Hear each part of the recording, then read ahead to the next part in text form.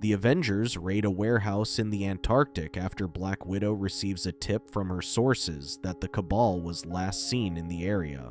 Hawkeye worries that the place seems empty, but she explains that this was the first place S.H.I.E.L.D. trashed and the last place they looked. Captain America tells them to quiet down as this is the first news they've heard from the Cabal since escaping with the Tesseract. Iron Man tells the others to be wary, worried about what sort of weapons the Cabal has supercharged with the Tesseract's cosmic energy. Falcon was surprised that the Tesseract could do that, which Thor explains is a source of unlimited power. Meanwhile, ugly-ass MODOK brings Hyperion and Attuma to a military base in the Antarctic to steal the base's iridium core. Hyperion was surprised and found it interesting, but MODOK claims this is the keystone to their success. When MODOK orders them to pick it up, Hyperion tells them he hears something. When Attuma calls him paranoid, an arrow flies straight at him, which Hyperion catches. Hyperion warns him that he won't bother saving him the next time if he doubts him again. Suddenly, a bright light flashed, and the Avengers swooped in to take them in. Iron Man orders Hulk and Thor to engage the enemy's heavy hitters, with Hulk on Hyperion and Thor on Attuma. Hulk catches Hyperion off guard with a sucker punch, to which Hyperion's heat vision inadvertently hits the ceiling to collapse on the ground, separating them from the rest of the group. MODOK opens a portal to summon Attuma's men to join the fight, to which Jarvis detects Tesseract energy. Iron Man orders Falcon to help Hulk, but Captain America tries to stop him, claiming that Hulk needs space when fighting. Iron Man insists that Falcon cover Hulk's blind side, but Captain America claims it's an unnecessary risk. Captain America explains that whenever Hulk and Hyperion go at it, they fuck up everything around them. Iron Man argues they are way beyond risk with their enemies fighting with Tesseract-charged weapons. Captain America claims this would be the perfect time to trust their strengths and not question their weaknesses. Regardless, Iron Man stands firm and orders Falcon to help Hulk. Hyperion gets the better of Hulk and sends him flying with a punch, which he crashes into Falcon, who is approaching. They crash through the wall and fall into a ravine, with Hulk on top of Falcon. The Avengers run to check on them and find Falcon heavily injured from the fall. They quickly rush him back to the tower to be treated. Although Falcon's condition has stabilized, he has yet to recover from his injuries. Captain America claims that the suit took most of the impact. Tony Stark explains that Falcon always had his wings ripped off in fights, so he tweaked the suit to withstand a 200-foot drop. He then declares that he will be standing down as their leader effective immediately, surprising everyone. Hulk uses this chance to name himself a leader, claiming the enemy would never see it coming. Black Widow asks Tony to stop joking, but he explains that the enemy has made every counter-strategy in direct response to his leadership. He claims he's only a tech genius and puts Captain America in charge, given that he has previous experience leading a team. Suddenly the alarms go off and Jarvis reports that he has been hacked. They were surprised to find it was Justin Hammer calling for help when the Cabal stole from his factory.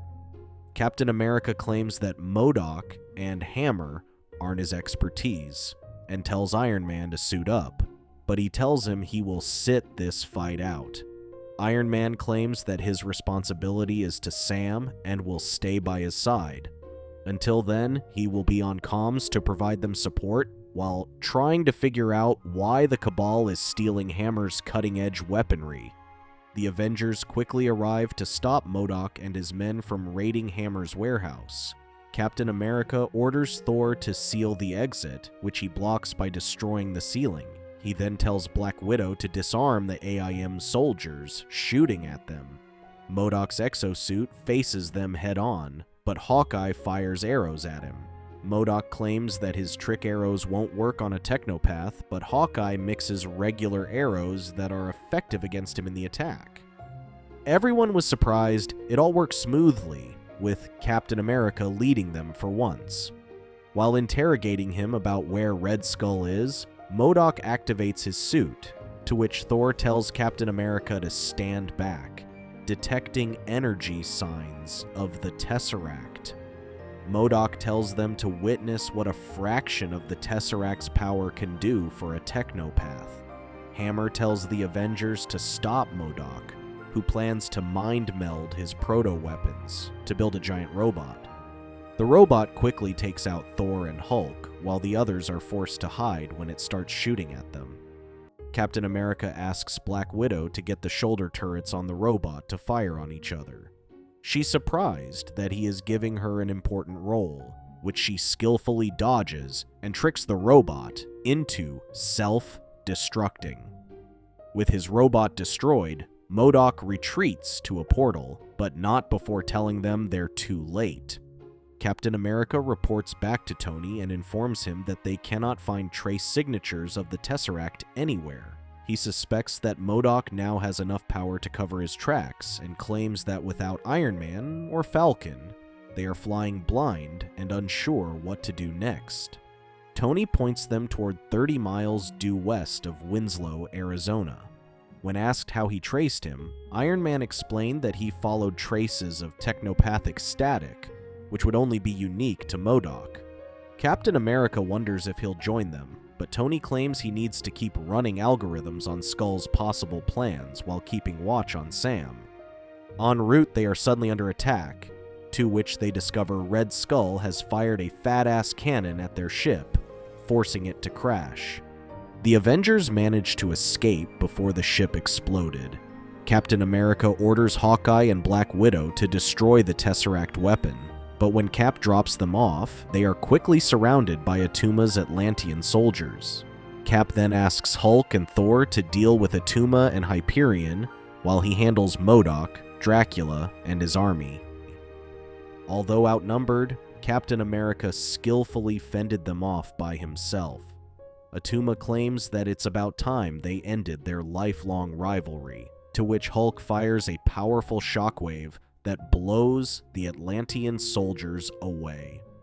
Thor barges in on their fight and smashes Atuma to the ground. Hulk warns Thor to watch his left when Hyperion suddenly slams into him.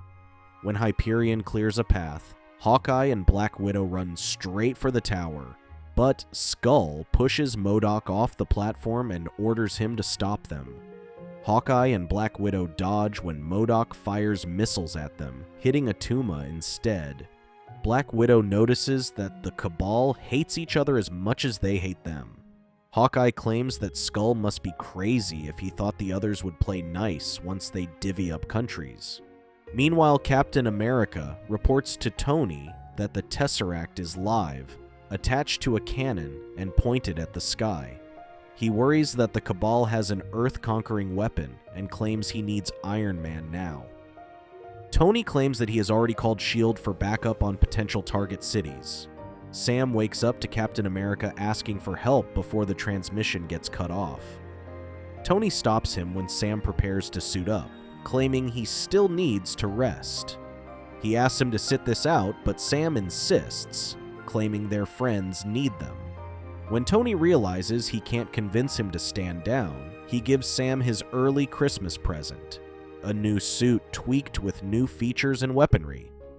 He then asks Sam to tell Captain America not to destroy Skull's weapon until he figures out what his plan is. Sam wonders why he isn't coming and suspects it must have been because he got hurt. Tony feels guilty for nearly getting him killed, but Sam explains that he would have never become a hero if not for him. He leaves to help the others, but not before telling Tony they need Iron Man. Hulk, Thor, Hyperion, and Atuma brawl, trying to best each other in a fight. When Skull tries to fire his weapon again, Captain America hoists Hawkeye, and Thor picks him up and flies him as close as possible so Hawkeye can shoot him from a distance. They were surprised when Falcon joined them on the battlefield and destroyed Hawkeye's arrows.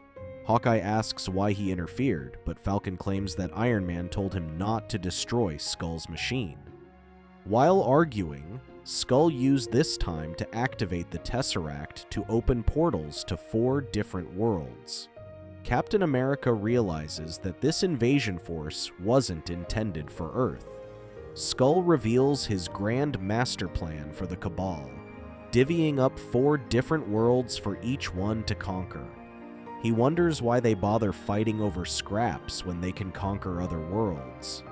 The Cabal celebrates victory as Skull ushers them into new worlds to conquer, each handpicked to fit their preferences. For Dracula, he gives him a realm of complete darkness where no sun stands in his way. Atuma is given a planet comprised entirely of vast oceans hand-tailored for an Atlantean conqueror. Hyperion looks forward to an advanced civilization in desperate need of his greatness, and MODOK is promised the eternal city of Asgard. The Avengers quickly hold the last line of defense as the Cabal marches towards their promised dominions. Falcon, Hawkeye, and Black Widow confront Atuma. Hulk catches Hyperion off guard and stands between him and his future. Thor defends his home from MODOK, while Captain America handles Dracula himself. When Thor quickly breaks his exosuit, MODOK furiously channels the power of the Tesseract to destroy his enemies. Skull stops him and averts the cannon, but MODOK claims that what use is power if they don't use it against their enemies?